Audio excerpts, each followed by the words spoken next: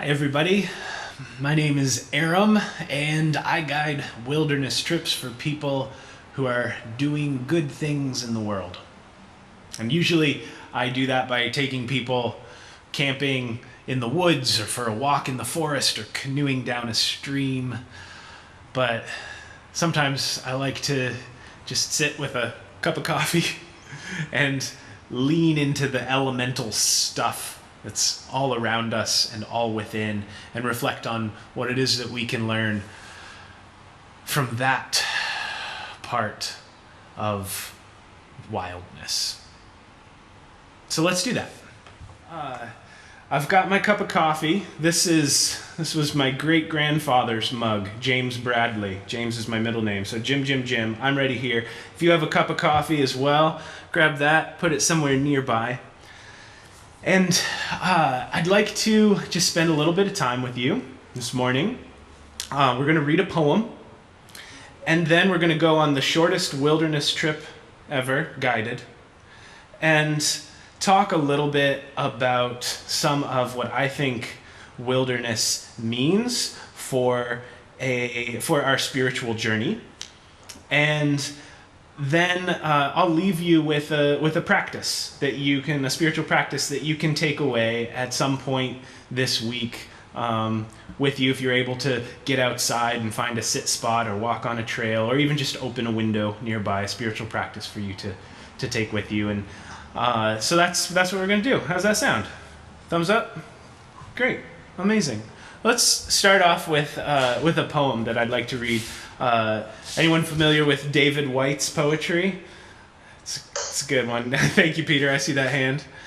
This is a poem by David Whyte called Finisterre. And Finisterre is at the end of the Camino de Santiago, the pilgrimage through northern Spain. Well, the pilgrimage from anywhere to Santiago de Compostela. If you continue walking on a few more days, then you'll come to the coast. You'll come right to the edge of the water. And I did that back in 2006. Walked right to the edge of the water in Finisterre. And this is David Whyte's poem called Finisterre. The road in the end, taking the path the sun had taken into the western sea. And the moon rising behind you as you stood where ground turned to ocean. No way to your future now but the way your shadow could take. Walking before you across water, going where shadows go. No way to make sense of a world that wouldn't let you pass except to call an end to the way you had come. To take out each frayed letter you brought and light their illumined corners, and to read them as they drifted through the western light. To empty your bags, to sort this and to leave that, to promise what you needed to promise all along, and to abandon the shoes that had brought you here right at the water's edge. Not because you had given up, but because now you would find a different way to tread, and because through it all, part of you could still walk on, no matter how, over the waves.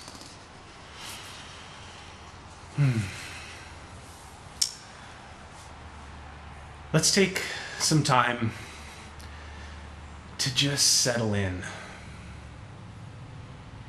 If you were here for the sermon, I shared at the start of the sermon that my intention wasn't to spend time with comfort during the sermon. I also want to recognize the overwhelm that is all within us and all around us. I want to recognize the complicated nature of the world that we are living in. And I want to focus on what I talked about in my sermon as that long-haul commitment to contributing to this, our shared project of making a more beautiful world. And that long-haul commitment means that we do need to find ways to sustain our spirits, to strengthen our convictions, and to reorient ourselves again and again back to our work in the world. And I think that's what wilderness is more than anything. Not a specific place so much, not a political designation, so much as it is a reorientation to our work in the world. I think that's the value inherent to wilderness, is that it's a place that we go and we're not meant to remain. We're meant to pass through the wilderness, to experience transformation so that we come back to our communities with something to contribute. And so let's go on a wilderness trip together right now. And the way we're going to do that is with a cup of coffee in hand and your imagination queued up. We're just going to walk through each of the elements, the natural, earthy elements in this cup of coffee.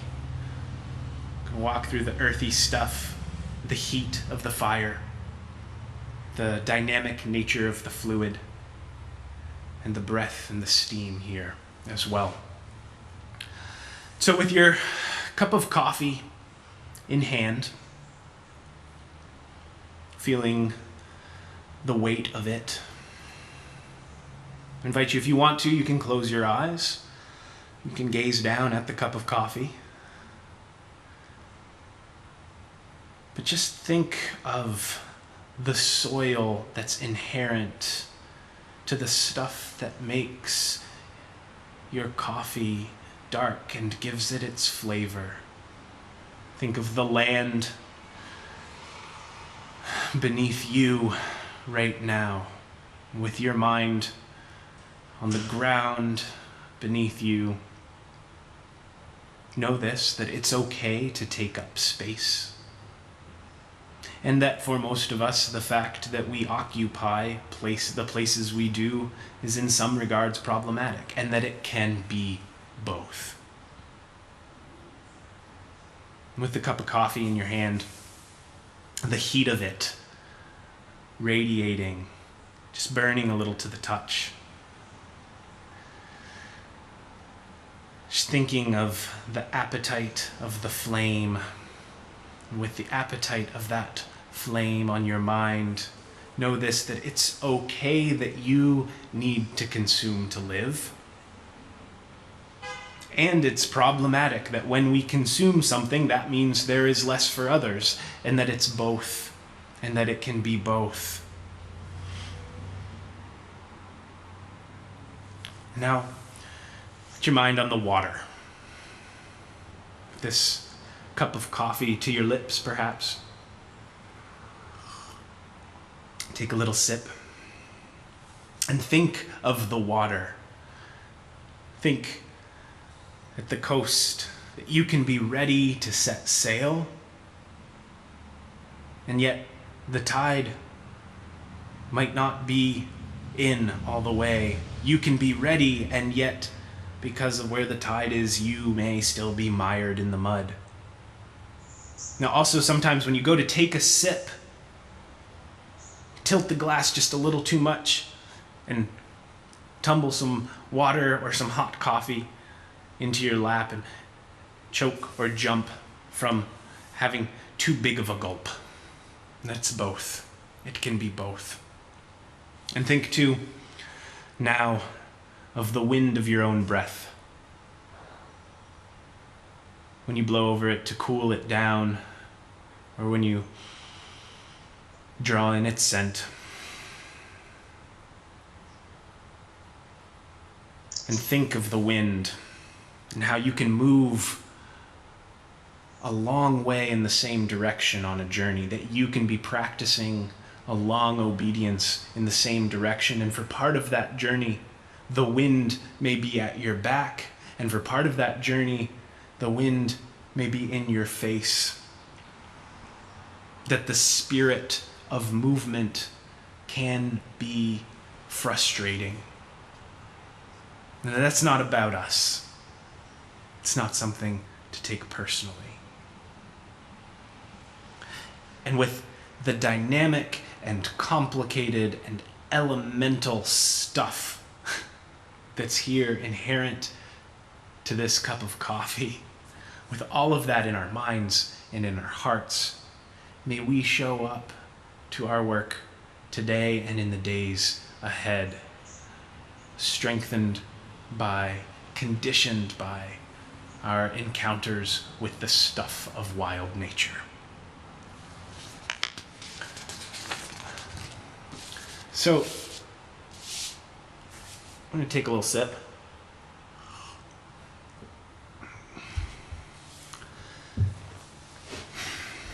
I think that one of the things that wilderness is to me is that it's an invitation to align our humanity with that pace of long-haul moral progress.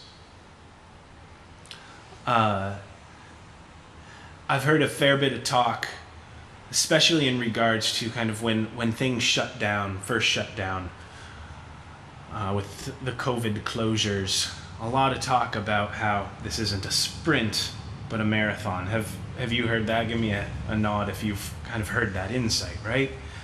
And I think one of the things that I appreciate about a practice of wilderness spirituality and about the function of wilderness as an operative metaphor to guide us on our spiritual journeys is that there's a weight to it. There's a grittiness to it. That a wilderness spirituality is not first and foremost a spirituality of levity, but it's a spirituality of fortitude. That the idea of walking through the wilderness is not the idea of crossing through a razor-thin threshold, right?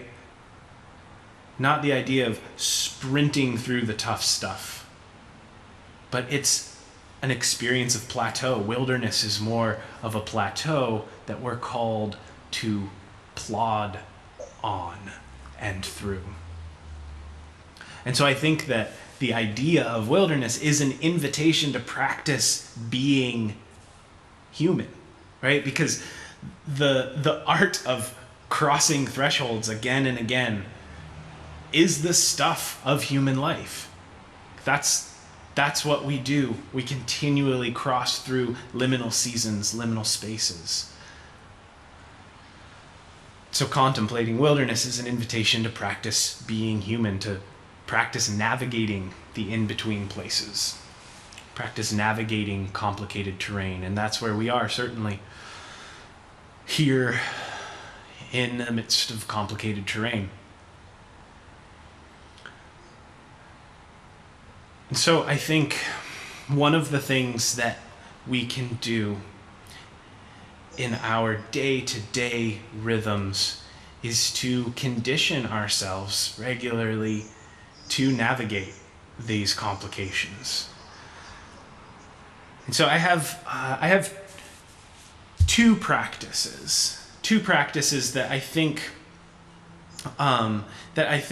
help to, almost like create a sort of like musculature of spirituality.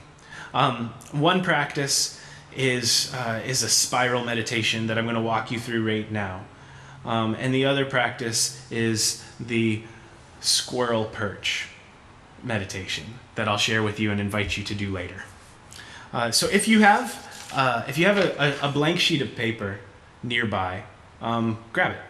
If you have a scrap of paper, grab one. If not, this isn't too complicated. I think you'll be able to figure it out later, even if you don't have that sheet of paper right now.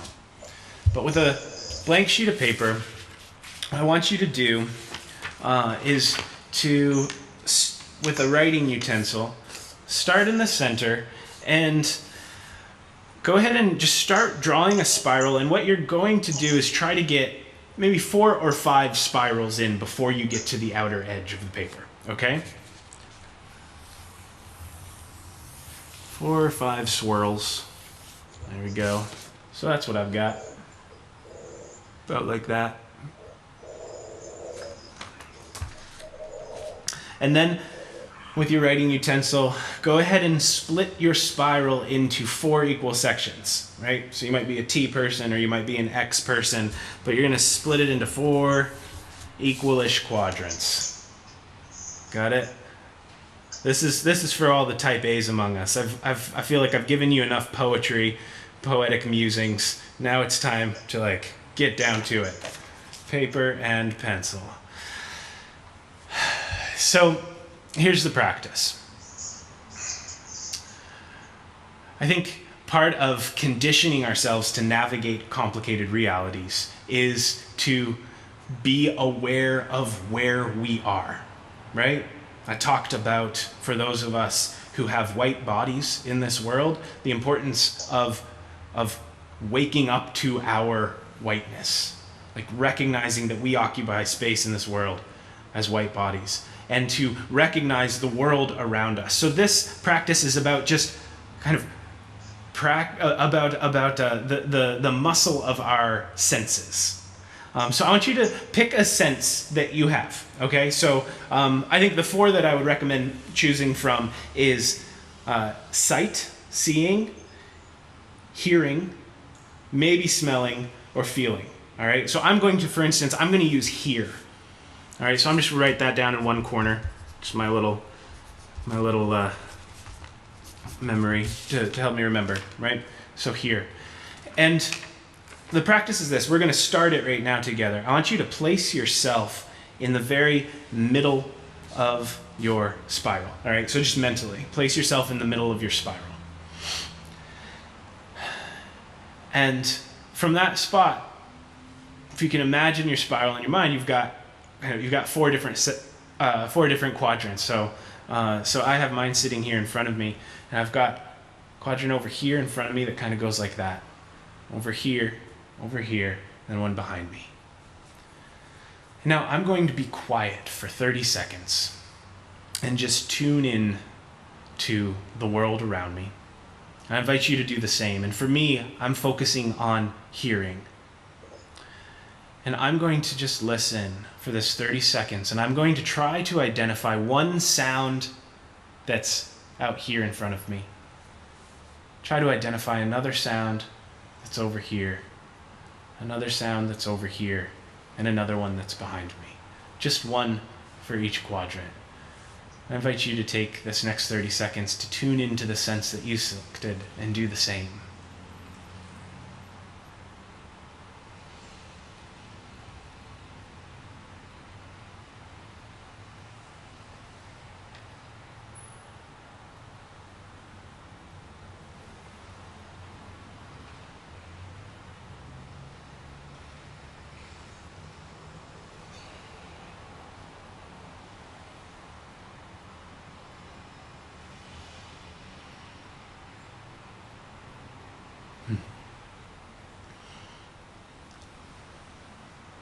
I can hear traffic outside the window. It kind of fits in this quadrant. It actually drives into this quadrant.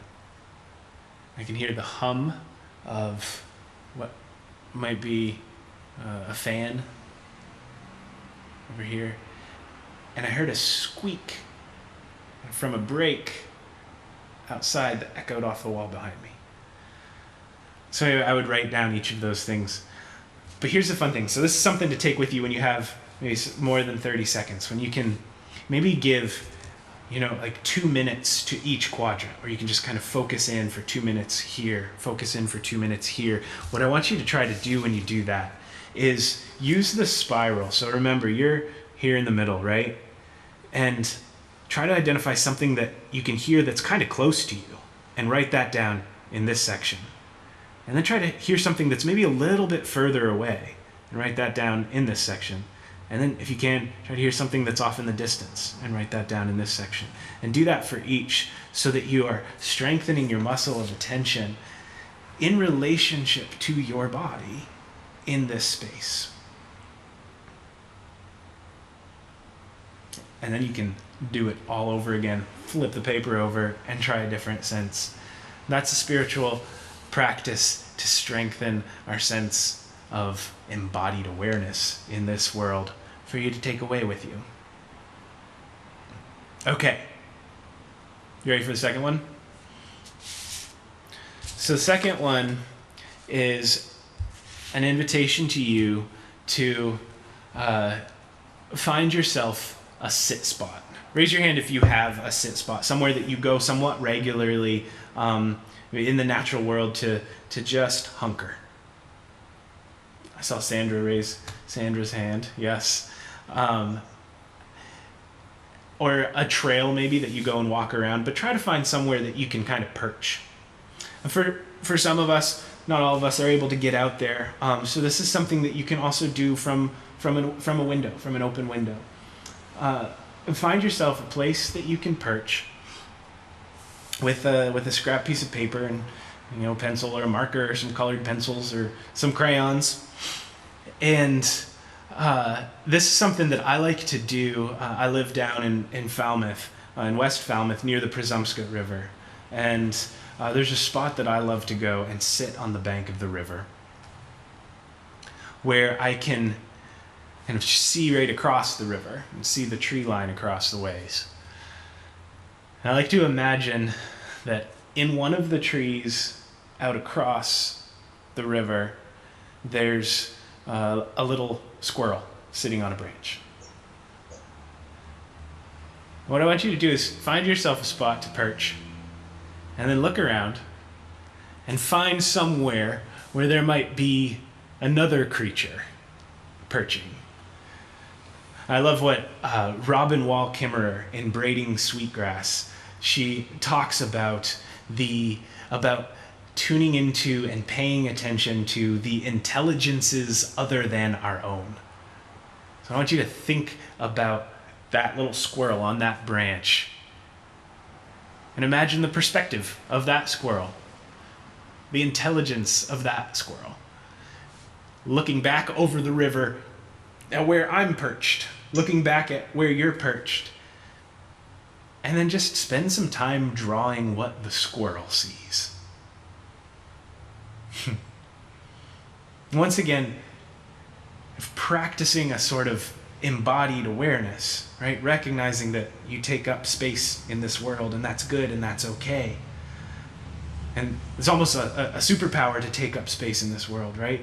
You can hear stuff at great distances, or see stuff in all directions, or sense things in all directions. But then also that as bodies, we are perceived by others, and that there's a whole constellation of experiences going on around us at all times.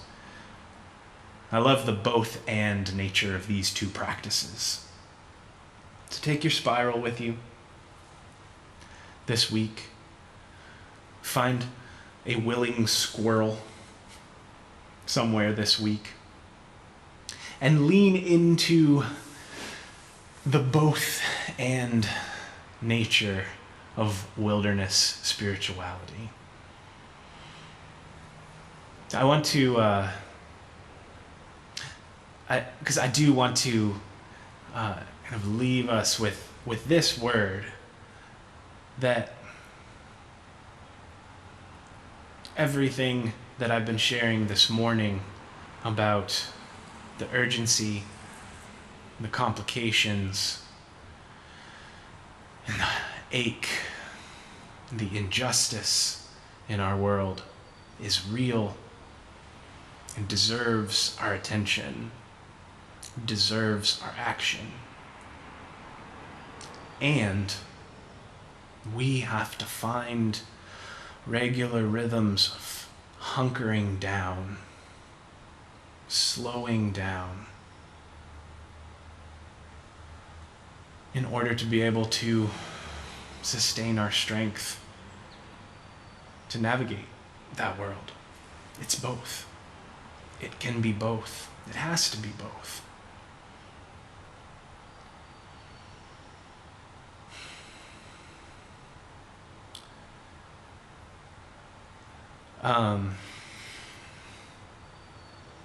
I think maybe I'll end our time together with another poetic benediction. We'll draw on a little Wendell-Berry here at the end. But before I do that, I'd love to just pause for a few moments in case any of you have any insights or questions, thoughts that you want to share with us here.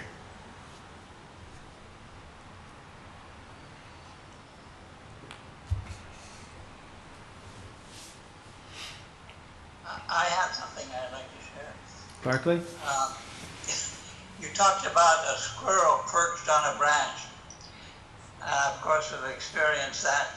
But I also have this fascination by plants.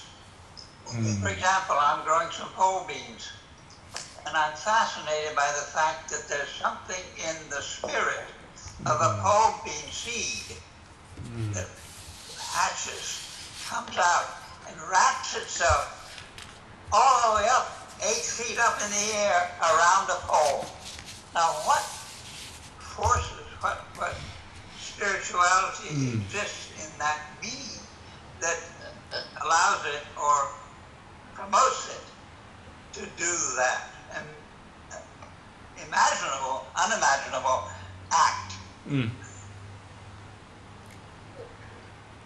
What a fabulous rhetorical question. And I don't think that you're asking for anyone to give you a botanical explanation.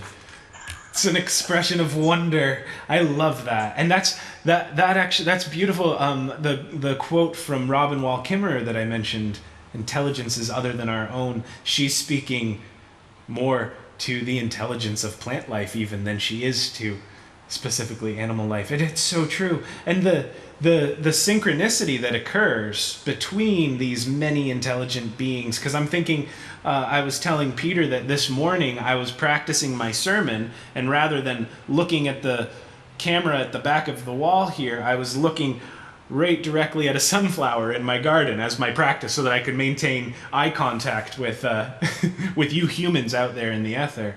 And there are beings wrapping right around that sunflower.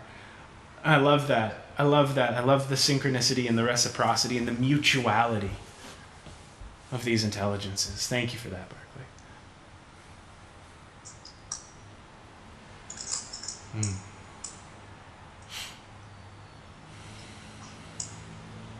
Anyone else? I'll take 2 more sips to give you your chance. I have seen so many more deer and fox this summer around here, and they turn around and look at me just like I'm looking at them. And we'll stay for a few minutes and then each go our own way. Their intelligence is different, but they do know enough to come eat the flowers as soon as they show color. I love that, Carol. That is so true. That is so true. I feel like never have I been as self-aware as when a fox is looking at me. Yes. Yes. Beautiful.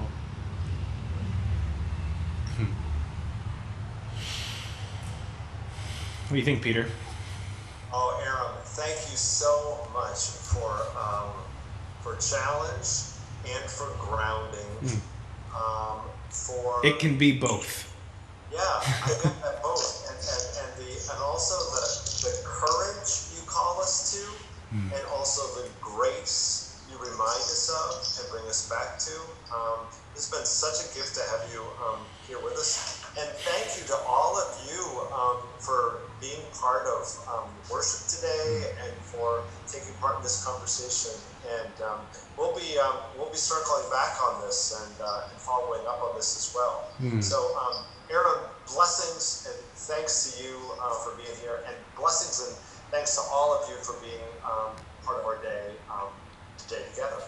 All right, great. Thank you all.